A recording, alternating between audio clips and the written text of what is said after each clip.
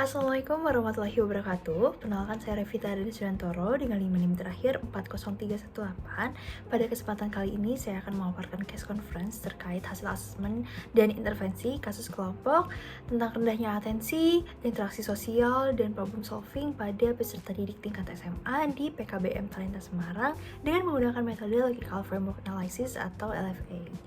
Kasus ini sendiri diangkat berdasarkan hasil asesmen awal, di mana kelas SMA terlihat sebagai jenjang yang paling realistis untuk dilakukan intervensi. SMA sendiri merupakan jenjang baru, yaitu dari tahun 2025, yang terdiri dari 5 siswa dengan karakteristik 4 diantaranya ini slow learner dan 1 siswa disleksia. Sehingga tantangan belajar, interaksi, dan kemandirian ini cukup menonjol. Masalah siswa kelas SMA ini bukan hanya soal akademik, tapi juga berkaitan dengan kesiapan siswa menuju fase yang lebih mandiri setelah lulus sekolah. Karena memang SMA itu sendiri adalah jenjang pendidikan menengah terakhir, dan mau tidak mau siswa akan dihadapkan pada tanggung jawab yang lebih besar, entah itu bekerja atau melanjutkan pendidikan ke perguruan tinggi.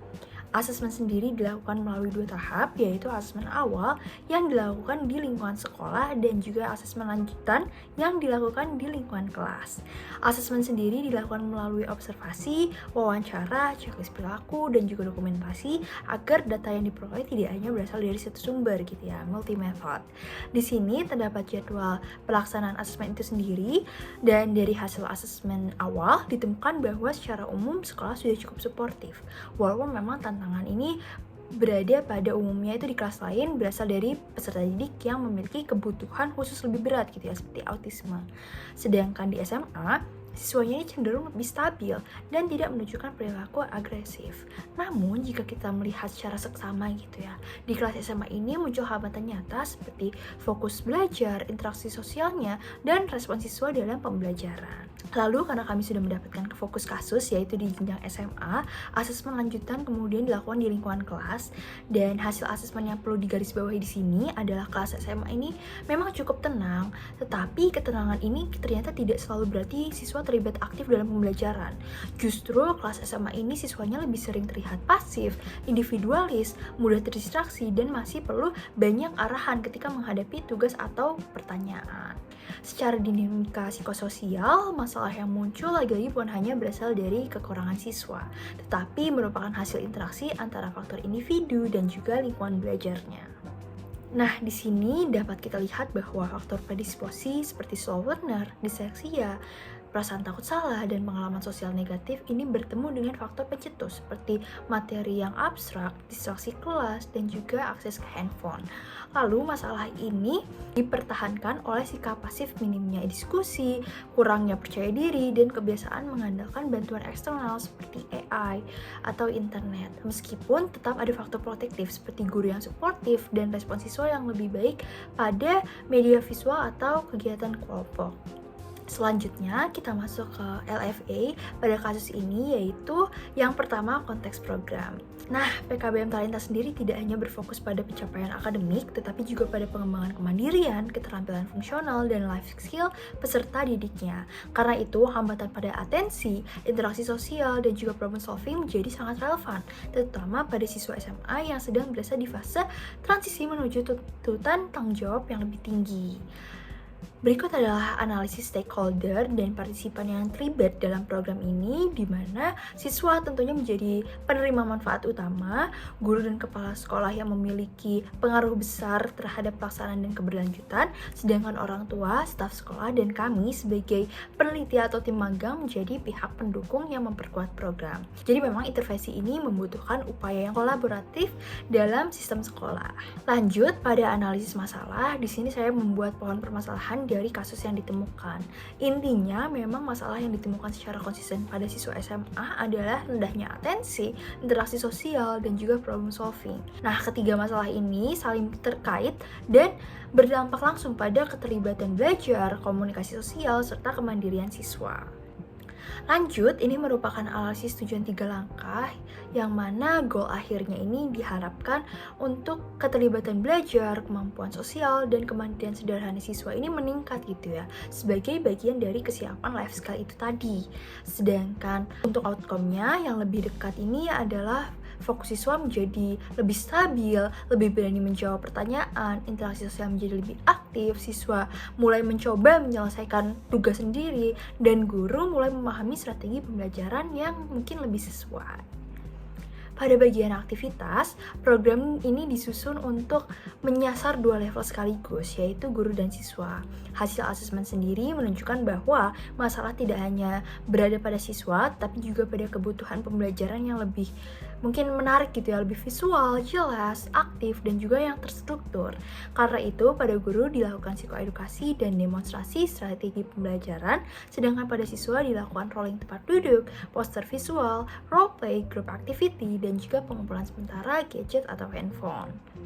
Di sini ada sumber daya yang digunakan dalam program, dan memang sumber daya yang digunakan cukup sederhana karena kami banyak memanfaatkan fasilitas sekolah yang sudah memadai, jadi intervensi juga cukup fleksibel gitu ya, dan berpotensi dilanjutkan tanpa memikirkan biaya yang besar.